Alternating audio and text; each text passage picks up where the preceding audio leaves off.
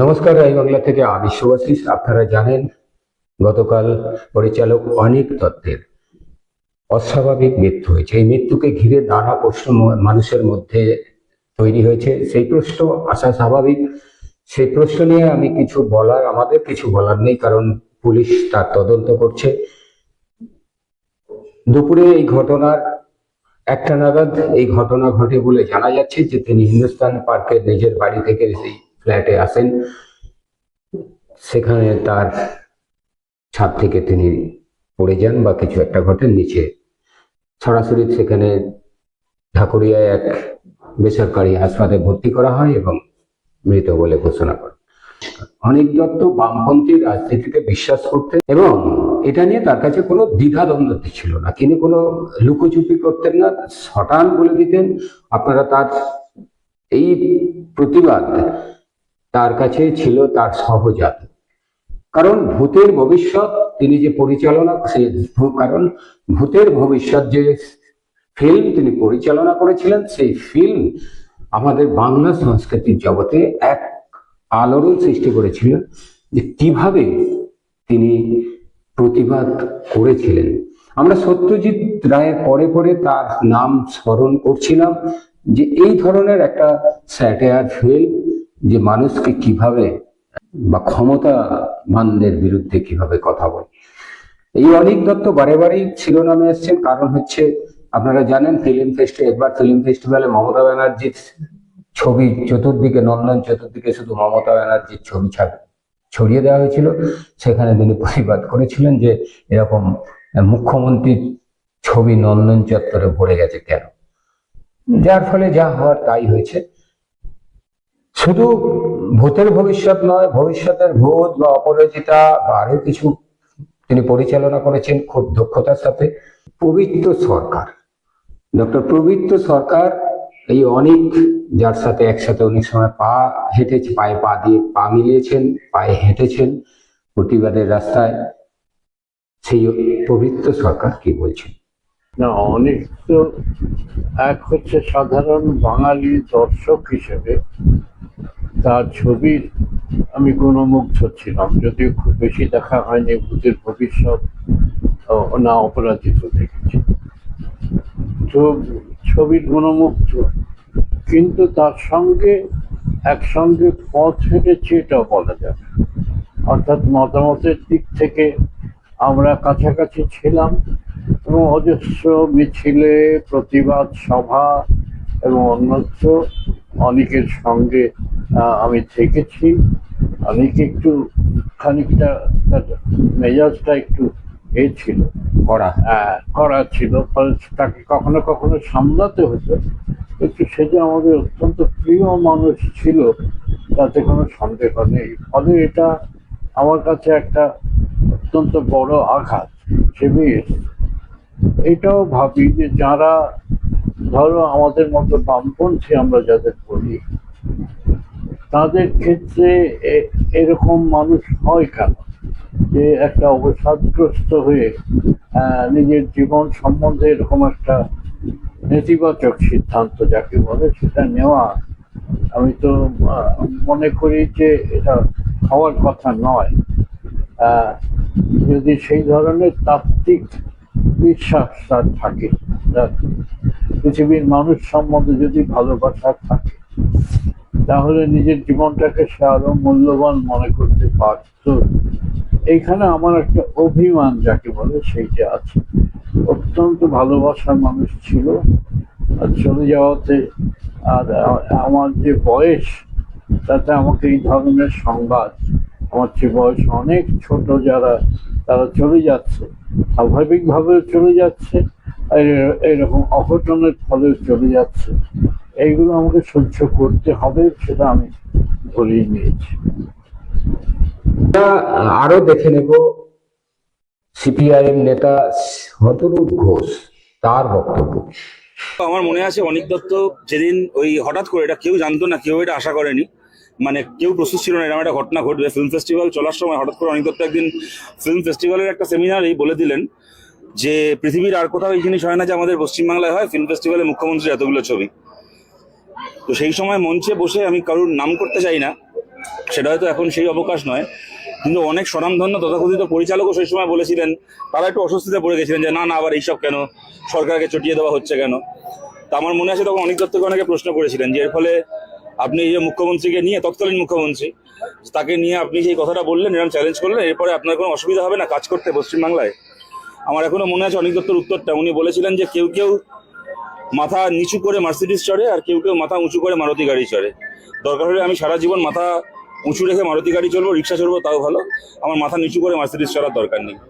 এবং সত্যি ওই টার্মসেই নিজের জীবনটা উনি কাটিয়েছেন। তারপরও বিভিন্ন সময়, ভবিষ্যতের ভূত সিনেমার সময় অপরাজিতার মতো একটা ছবি যেটা গোটা পৃথিবীতে সমাদৃত হলো, কিন্তু তার নিজের শহরে ফিল্ম ফেস্টিভ্যালে সেটাকে দেখানো হলো না, নিজের শহরে সেটা নন্দনে দেখানোর সুযোগ দেওয়া হলো না। এত কিছু হয়েছে ওনার ওপর।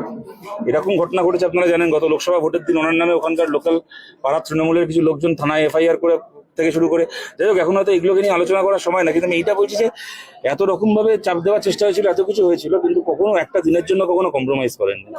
উনি অপরাজিত বলে সিনেমা বানিয়েছিলেন, সত্যি অনিক দত্ত অপরাজিতই ছিলেন। যদি একটা শব্দ ওনার ক্ষেত্রে খাটে তা হচ্ছে এইটা, অপরাজিত। শেষবার একবার বলতেন যে আর বোধহয় ছবি করা হবে না, সেটা উনি তো শারীরিক আর প্রচণ্ড মানসিক যেভাবে প্রেশার দেওয়া হচ্ছিল, যে আপনি যে উদাহরণটা দিলেন, দেখুন এই রাজনৈতিক অসংখ্য, দেখুন এগুলো তো অন রেকর্ড, এগুলো তো আমার বলার অপেক্ষাটা। উনি যে অসম্ভব রকমের আগে সরকারের সময় উনি যে অসম্ভব রকমের বাধার সম্মুখীন হয়েছিলেন, এটা ঘটনা। কিন্তু সেই বাধার জন্য উনি ডিপ্রেসড হয়েছিলেন বলে আমার মনে হয় না। উনি সেই কারণে ভেঙে পড়ার মানুষ নন। নিশ্চয়ই হয়তো ওনার কিছু মানসিক যন্ত্রণা অন্যান্য কারণে থাকতে পারে, শরীর স্বাস্থ্য নিয়ে থাকতে পারে। উনি খুবই অসুস্থ ছিলেন, এটা ঘটনা। কদিন আগেই এই আমৃতেই খুব ক্রিটিক্যালি অসুস্থ হয়ে একদিন মাঝ রাত্রিবেলা ফোন করলেন যে আমি নিঃশ্বাস নিতে পারছি না। আমরা অত রাত্রিবেলা আবার সে কয়েকজনকে পাঠিয়ে অ্যাম্বুলেন্সের ব্যবস্থা করে আনা হলো। যাই হোক খুব, এবং যে কথাটা আপনি বললেন যে মাঝে মধ্যে কথা বলেই বলতেন যে আমি আর তো সিনেমা করতে পারবো না, কেননা উনি গত লাস্ট যে সিনেমাটাও করলেন যতকাণ্ড কলকাতায়, খুব কষ্ট করে ছবিটা ওনার কমপ্লিট করতে হয়েছিল। অর্ধেক সময় উনি শুটে যেতে পারেননি, বাড়ি থেকে ভিডিও কলে আর কি মানে নির্দেশনা দিয়েছিলেন, কার্যত পরিচালনা করেছিলেন, পরে পোস্ট প্রোডাকশনে ছিলেন। তো কিন্তু আবার এটাও বলছি, আবার ইদানিংকালে একটু সেরে উঠছেন আস্তে আস্তে। ওনার সাথে কথা হচ্ছিল, আমি জানি হাসানদার সাথে কদিন আগেই কথা হলো পরের ছবিটা করার জন্য। উনি খুব উৎসাহ নিয়ে তার প্রি প্রোডাকশনের কাজ শুরু করবেন, সব কথা হলো। তারপরে এরকম একটা ঘটনা ঘটলো, আর কি বলবো আর। দেখুন এগুলো তো এখন স্পেকুলেশন, এগুলো আমার পক্ষে তো বলা সম্ভব না এটা। কিন্তু আমি এটা বলতে পারি যে আমার নিজেকে আমাদের সবারই, অনেকেরই হয়তো নিজেকে অপরাধী লাগছে বা লাগা উচিত। মানে কোনো জায়গায় মনে হচ্ছে হয়তো আমাদেরই আরো বেশি খবর রাখা উচিত ছিল, আরো হয়তো আরো নিয়মিত যোগাযোগ করলে, কথা বললে হয়তো আরো ভালো হতো। এখন আর এগুলো ভাবা ছাড়া আর কি করার আছে। এখন রাই এখন এসএসকেএমে নিয়ে যাওয়া হয়েছে পোস্টমর্টমের জন্য। তারপরে ওনার মেয়ে রাই বিদেশে থাকে, ও ইউরোপ থেকে খবর পেয়ে এখন ওখান থেকে রওনা হয়েছে, একটু পরে ফ্লাইট নেবে ওখান থেকে। মোটামুটি এক্সপেক্টেড কালকে 3টে সাড়ে 3টে নাগাদ কলকাতায় মানে পৌঁছবে। তারপরে ওর সাথে কথা বলেই সরকারের পক্ষ থেকে রুদ্রনীল ঘোষ এসেছিলেন, তিনি অফার করেছেন, আমরা তার জন্য তার কাছে কৃতজ্ঞ। তারা বলেছেন তারা নন্দনে নিয়ে যেতে চান। এবার এই ব্যাপারে তো ফাইনাল ডিসিশন পরিবারই নিতে পারে, তো সেটা বৌদিও বললেন যে রায়ের সাথে কথা, ওনার মেয়ের সাথে কথা বলেই ফাইনাল সিদ্ধান্ত ওনারা নেবেন। যাই হোক তারা মিলে যা ঠিক করবেন, সবাই মিলে সেটাই হবে। হ্যাঁ, কিন্তু যা হবে কালকে 3টে সাড়ে 3টের পরে। সিপিআইএম এর সাধারণ সম্পাদক মোহাম্মদ সেলিমও কালকে এসেছিলেন ঢাকুরিয়াতে হসপিটালে। তার বক্তব্য আমরা শুনবো। তার অভিনেত্রী মানসী সিনহা, তার বক্তব্য আমরা শুনবো। পরিবেশ এরকম হঠাৎ করে চলে যাবে কেউ তো হতে পারেনি। এখন ট্যালেন্টেড শুধু ডাইরেক্টর, একজন মানুষ হিসেবে, একজন চিন্তাশীল মানুষ হিসেবে, তার অসংখ্য গুণগ্রাহী, তার সহকর্মী, তার যারা তার সঙ্গে কাজ করেছে, যারা তাকে তার সিনেমার মাধ্যমে জেনেছে, এবং আপরাইট, অনেস্ট, এবং তার নিজের শিল্পের প্রতি সে একইভাবে অনেস্ট থেকে সে কাজ করেছে। কিন্তু এখন কিছু করার নেই, মারা গিয়েছে, আমাদের মেনে নিতে হবে। কিন্তু আরো অনেক কিছু তার কাছ থেকে আমরা পেতে পারতাম, সমাজ পেতে পারতো, বাংলার চলচ্চিত্র পেতে পারতো, দেশের চলচ্চিত্র তাকে পেতে পারতো। আমি তার পরিবারের প্রতি শোক করছি, তার যারা গুণগ্রাহী মানুষজন আছেন, সহকর্মী আছেন, তাদের প্রতি শোক জানাচ্ছি। আর এরকম মৃত্যু হোক কারোরই, সেটা আমরা কখনোই কামনা করি না।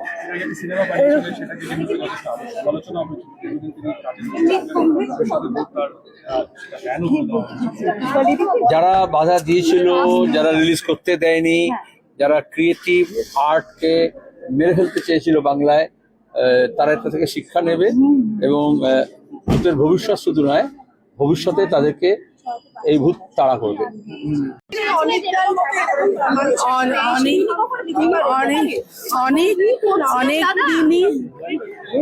অনেক দিনই অসুস্থ ছিল তো, এবার নানা রকম সমস্যা অসুখের জন্য আগে ছবিটা ইনকমপ্লিট হয়ে গেছিল।